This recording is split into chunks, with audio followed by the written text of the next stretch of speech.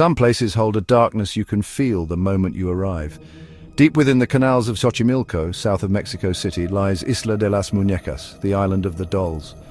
Locals speak of it in hushed tones, warning of its tragic past and unsettling energy. This isn't a tourist trap, it's a memorial twisted by sorrow, where the veil between worlds feels thin.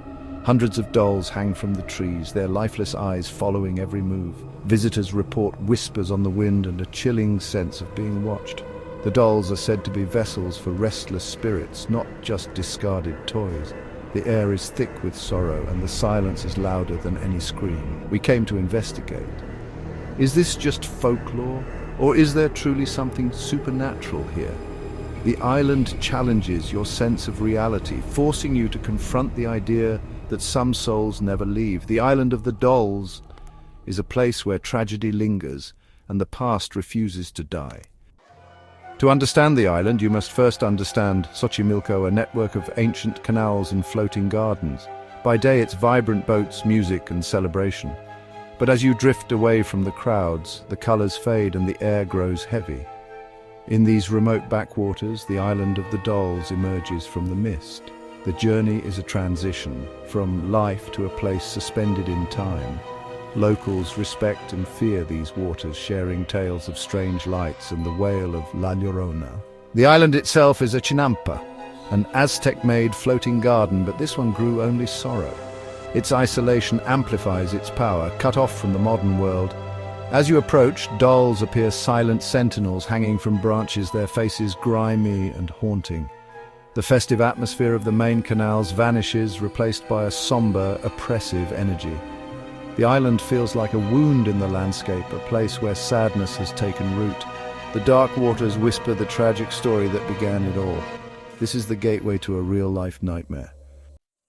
The island's story centers on Don Julián Santana Barrera, a solitary farmer who became its caretaker in the 1950s.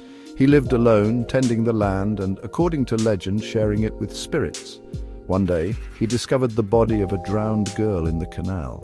Haunted by guilt and convinced her spirit lingered, Don Julián became obsessed with appeasing her. He claimed to hear her cries and whispers at night, feeling responsible for her unrest. Alone, the line between reality and imagination blurred, but for Don Julián, the haunting was real. He dedicated his life to comforting the lost soul, believing he was her only hope for peace.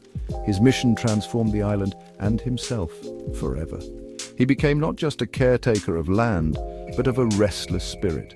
This obsession would turn his refuge into one of the world's most haunted places. Don Julián's quest began with a single doll he found floating in the canal. Seeing it as a sign, he hung it from a tree as an offering to the drowned girl's spirit. But the whispers and strange happenings continued, so he collected more dolls, trading, scavenging, and hanging them everywhere. He left them as he found them, broken, dirty, missing limbs. Don Julián believed the damaged dolls reflected the girl's own tragic state. The island became a grotesque shrine, each doll a desperate attempt to calm the spirit. Over decades, hundreds of dolls accumulated, nailed to trees and fences, suspended from wires.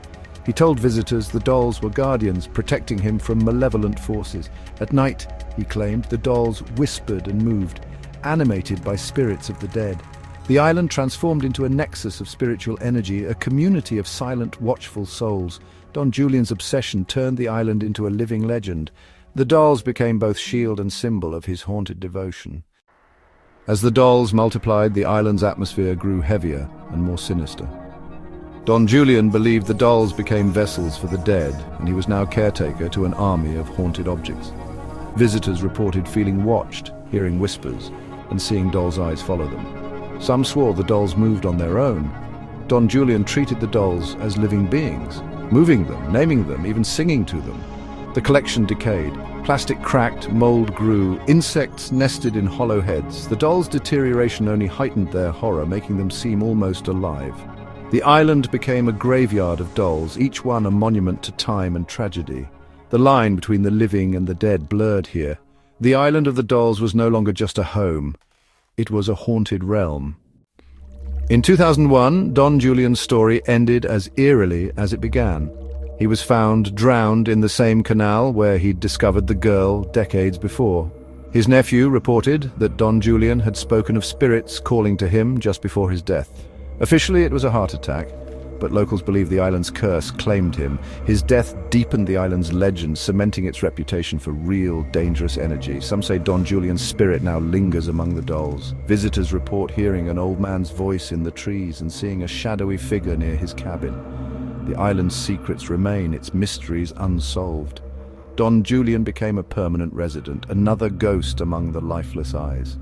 The story of the Island of the Dolls did not end with his death. It only grew darker. Since Don Julián's death, the Island of the Dolls has become a world-renowned paranormal hotspot. His family preserves the site, now a destination for ghost hunters and the curious. The dolls decay further each year, nature threatening to reclaim the island. The atmosphere of dread has only intensified. The island taps into Mexico's deep-rooted beliefs about death and the spirit world. It's a place where ancient folklore and modern fears collide. The island has been featured in countless documentaries and paranormal shows, amplifying its legend. Visitors often leave their own dolls as offerings, hoping to appease the spirits. Reports of unexplained phenomena persist, dolls moving, disembodied voices, and the feeling of being watched. This is not a theme park. It's a memorial born of tragedy, demanding respect. If you visit, remember you are a guest in a world where the past still whispers. The Island of the Dolls stands as a chilling reminder that some places are forever marked by sorrow.